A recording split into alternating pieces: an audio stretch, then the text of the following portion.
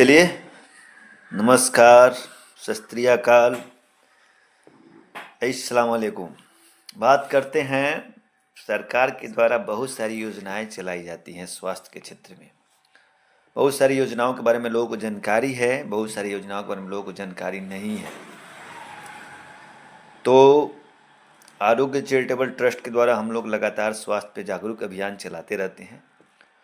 तो कुछ ऐसी बातें जो बिहार सरकार के द्वारा स्वास्थ्य के क्षेत्र में प्रदान की गई है, जो सभी को जानकारी होना चाहिए। इन योजनाओं में सबसे पहले हम लोग बात करेंगे आज जो है, बेटी बेटा एक समान, लड़का हो या लड़की सबको बराबर अधिकार मिलना चाहिए। सरकार भी इस पे काम कर रही है। कन्या के जन्म के समय बहुत सारे सौगात को देकर और इसको इंक्रीजमेंट कर रही है कि कन्या भ्रूण हत्या पर लगाम लगे।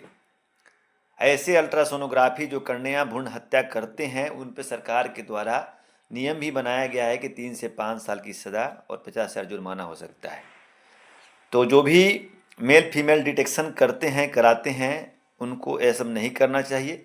सरकार इस पर लगातार काम कर रही है। इसको लेकर सरकार के द्वारा मुख्यमंत्री कन्या उत्थान योजना चलाया जाता है बिहार में, जिसमें कन्या के जन्म के समय जो लड़की बालिका जन्म लेती है उसको बहुत सारे शुरू से ही इंस्पायर करने के लिए बहुत सारी प्रोत्साहन राशि दी जाती है, ताकि लोगों को मनोबल भी लोगों का बढ़ा रहे और लोग इसके प्रति जागरूक रहें।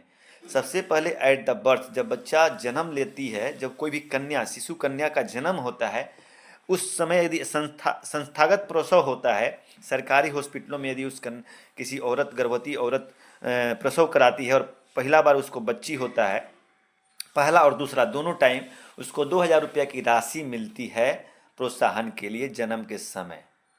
जो डिलीवरी का पैसा मिलता है उसके अलावा केवल कन्या के जन्म के समय पहली और दूसरी डिलीवरी के समय मिलता है। वहीं जब बच्ची की बात कर रहे हैं, जो बच्ची का जन्म होता है तो संपूर्ण टीकाकरण बढ़ावा के लिए भी सरकार की शिशु कन्या का अच्छी तरह से टीकाकरण हो, उसका बहुत ही शरीर पर बहुत ही महत्व है। तो शिशु संपूर्ण टीकाकरण के लिए सरकार के द्वारा जब 2 साल तक पूरा टीकाकरण उसका डोज हो जाता है और उसका सर्टिफिकेट लगाया जाता है, प्रमाण पत्र देने के बाद उसको 2,000 रुपया फिर आफ्टर टीकाकरण के बाद उसको मिलता है। और यह पैसा के लिए दावा वह 3 सालों तक की उम्र तक कर सकती है, वह कन्या जो जन्म ली है। उसके लिए माता का आधार कार्ड, शिशु का आधार कार्ड, माता का बैंक अकाउंट और टीकाकरण कार्ड देना रहता है।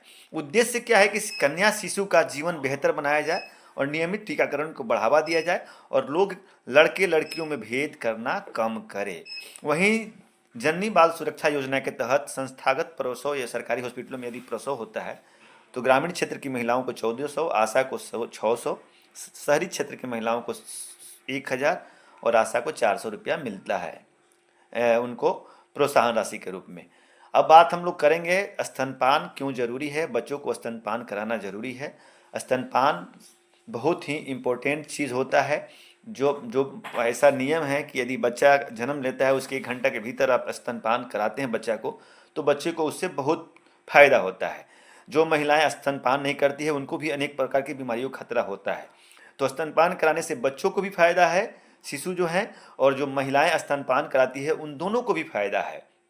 इसलिए कम से कम 6 महीना तक तो निश्चित स्तनपान कराना चाहिए और 2 साल तक स्तनपान कराना चाहिए। 6 महीना बाद उसको आप आहार के रूप में कुछ जो तरल पदार्थ के साथ स्तनपान कराइए।